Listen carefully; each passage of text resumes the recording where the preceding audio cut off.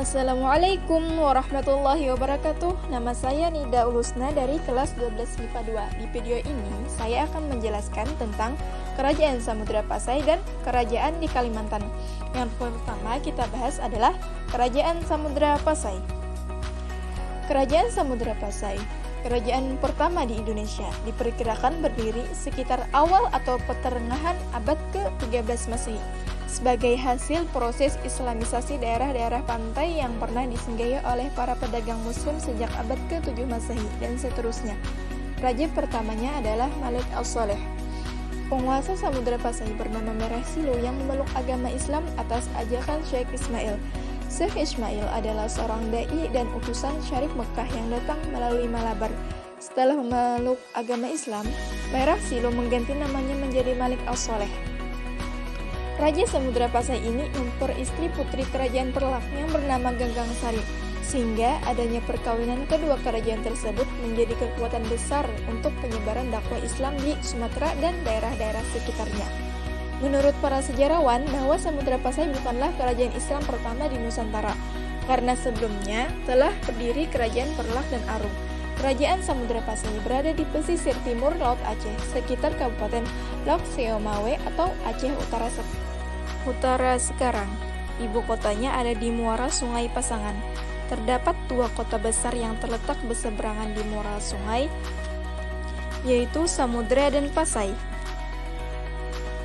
Dalam catatan Ibnu Batutah pada tahun 1345 menyatakan, ketika Ibnu Batutah singgah di Pasai, raja yang berkuasa bernama Malik Al-Jahir. Ibnu Batutah menganggap bahwa raja ini benar-benar menunjukkan citra sebagai seorang raja muslim. Malik Al-Jahir dikenal sebagai seorang raja yang ortodoks, suka mengajak dan mengundang diskusi dengan para ahli fikih dan usul, sehingga istananya ramai dikunjungi banyak cendekiawan dari berbagai negeri. Ia mengadakan hubungan dengan dunia Islam, diantaranya dengan Persia dan Delhi. Pada tahun 1521, kerajaan Samudra Pasai ditaklukkan dan dikuasai oleh bangsa Portugis, yang kemudian menguasainya selama 3 tahun. Setelah itu, sejak tahun 1524 dan seterusnya, kerajaan Samudra Pasai masuk di bawah kekuasaan kerajaan Aceh yang berpusat di Bandar Aceh Darussalam. Kerajaan Aceh didirikan oleh Sultan Ali Mughayat Shah pada awal abad ke-16 Masehi, yang memerintah antara tahun 1507 Masehi sehingga 1522 Masehi. Di dalam catatan sejarah, Pulau Sumatera merupakan awal mula syiar agama Islam di Nusantara. Dari Sumatera inilah Islam mengembangkan sayap dakwahnya ke seluruh penjuru tanah air, sampai akhirnya Islam menjadi agama yang dianut oleh mayoritas bangsa Indonesia. Itulah sejarah singkat dari Kerajaan Samudra Pasai. Selanjutnya, saya akan menceritakan tentang Kerajaan di Kalimantan.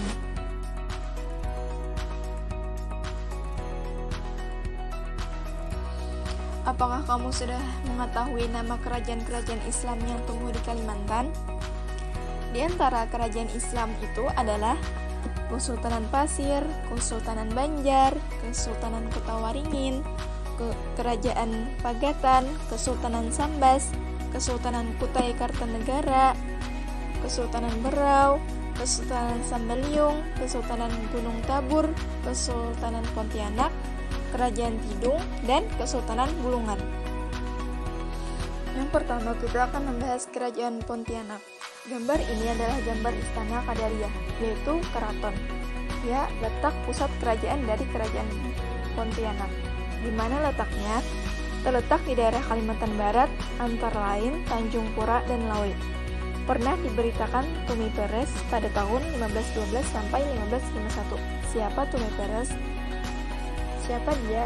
Dia adalah seorang petualang atau asisten atau bawahan dari Alfonso de Albuquerque, yaitu seorang penjelajah dari Portugis. Dia mencatat perjalanannya ke dunia timur dalam bukunya yang fenomenal yang berjudul Soma Oriental. Dia menceritakan Tanjung Pura dan Lawe sudah mempunyai kegiatan dalam perdagangan baik dengan Malaka dan Jawa. Bahkan kedua daerah yang diperintah oleh Pate atau mungkin Adipati, kesemuanya tunduk kepada kerajaan Jawa yang diperintah Pati Unus. Ya, kalian tahu Pati Unus adalah raja. Jadi, setelah Raja Raden patah, kemudian ada Pati Unus. Pati Unus ini terkenal dengan julukan Pangeran Seberang Lor atau Pangeran yang menyeberang ke utara, yang menundukkan kerajaan-kerajaan di wilayah di luar Jawa. Pati Unus kemudian meninggal dan digantikan oleh Sultan Trenggono, di mana pada masa Sultan Trenggono itu kerajaan Demak mencapai puncak kejayaannya. Kemudian tidak hanya di Tanjung Pura dilalui ini, kota Waringin yang kini sudah termasuk wilayah Kalimantan Barat pada masa kerajaan Banjar juga sudah masuk dalam pengaruh Mataram, sekurang-kurangnya pada abad ke-16 Masehi. Nah, bagaimana awal mula berdirinya kerajaan Pontianak ini? Ada beberapa cerita yang berkembang di masyarakat Pontianak. Salah satunya, sekitar abad ke-18 atau 1720, rombongan pendakwah dari Tarim atau Hadramaut. Tarim ini adalah sebuah daerah yang ada di negara Yaman saat ini, di mana di Tarim ini banyak sekali ulama dan jaringan keilmuan yang kuat, di mana di sana ada 360 masjid yang berdiri sesuai dengan jumlah hari dalam hitungan Islam, yang diantaranya datang ke daerah Kalimantan Barat untuk mengajarkan membaca Al-Quran, ilmu fikih, dan ilmu hadis. Mereka diantaranya adalah Syarif Idrus bersama anak buahnya pergi ke Mempawah, tetapi kemudian menelusuri sungai ke arah laut memasuki Kapuas Kecil sampailah ke suatu tempat yang menjadi cikal bakal kota Pontianak.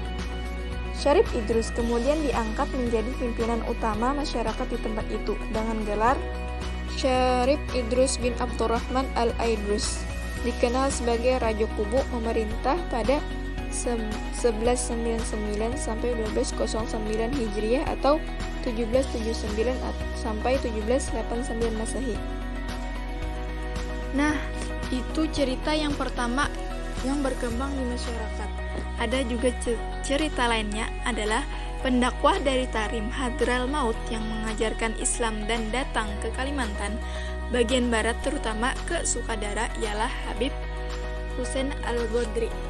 Habib Husein Al-Godri ini membuka hutan atau dalam bahasa Jawanya babat talas, kemudian bisa berhadapan dengan penunggu sana. Karena kesaktiannya menyebabkan ia mendapat banyak simpati dari Raja Sultan Matan dan rakyat. Kemudian Habib Husein Al-Godri pindah dari Matan ke Mempawah untuk meneruskan syiar agama Islam. Setelah wafat, ia diganti oleh salah seorang putranya yang bernama Pangeran Sayyid Abdurrahman Nurul Alam. Ia pergi dengan sejumlah rakyatnya ke tempat yang kemudian dinamakan Pontianak, dan di tempat inilah ia mendirikan keraton dan masjid agung. Ini adalah salah satu peninggalannya yang ada sampai sekarang, yaitu Masjid Jami Sambas. Ya, kalian perhatikan ini berada di tepi sungai. Memang Kalimantan ini mempunyai banyak sekali sungai-sungai yang besar. Jadi pada intinya kita juga bisa menyimpulkan bahwa munculnya kerajaan Pontianak karena adanya pengaruh dakwah penyebaran agama Islam di Kalimantan. Berikutnya, adapun sultan yang pernah memegang tampuk pemerintahan Kesultanan Pontianak adalah dari Syarif Abdurrahman Al-Qadari sampai dengan Syarif Hamid Al-Qadari.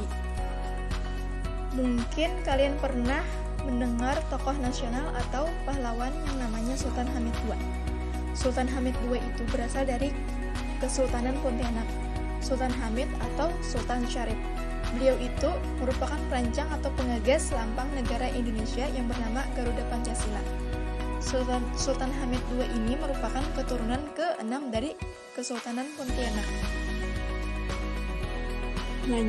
Kita lanjutkan yaitu Kerajaan Banjar atau Banjarmasin.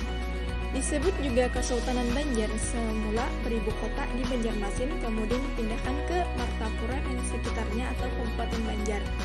Merupakan penerus dari Kerajaan Negara Daha, yaitu Kerajaan Hindu yang beribu kota Negara, sekarang merupakan ibu kota Kecamatan Daha Selatan, Hulu Sungai Selatan. Kerajaan Negara Daha merupakan kelanjutan dari Kerajaan Negara Dipa, Kerajaan Hindu yang berkedudukan di Kota Muntai, Hulu Sungai Utara. Sebelum Kerajaan Negara Dipa, sudah berdiri sebelumnya Kerajaan Tanjung Puri yang terletak di Kota Tanjung. Tabalong yang didirikan suku Melayu dan Kerajaan Nan Sarunai yang didirikan suku Dayak Mayan di lembah Sungai Tabalong.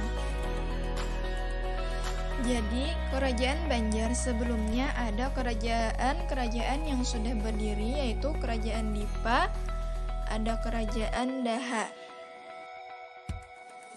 Ini adalah peninggalan masjid yang didirikan pertama dan tertua. Didirikan oleh Sultan Suryansah, Kesultanan Banjar yang pertama, Raja Banjar. Raja-raja kerajaan Banjar yang pertama yaitu Sultan Suryansah, kemudian Rahmatullah, kemudian Hidayatullah, dan seterusnya sampai Sultan Muhammad Senan.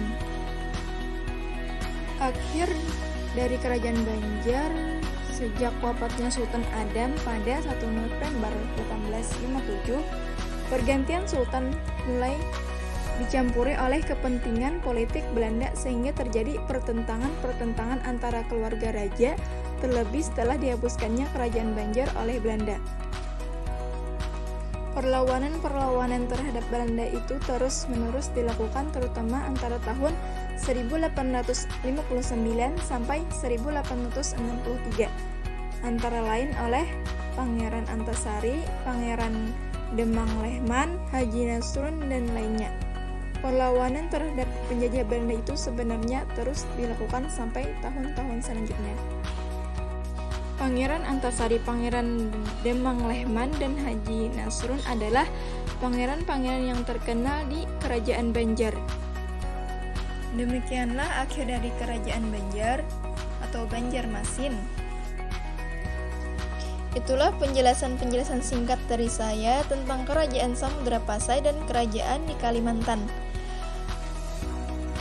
Sekian, wassalamualaikum warahmatullahi wabarakatuh.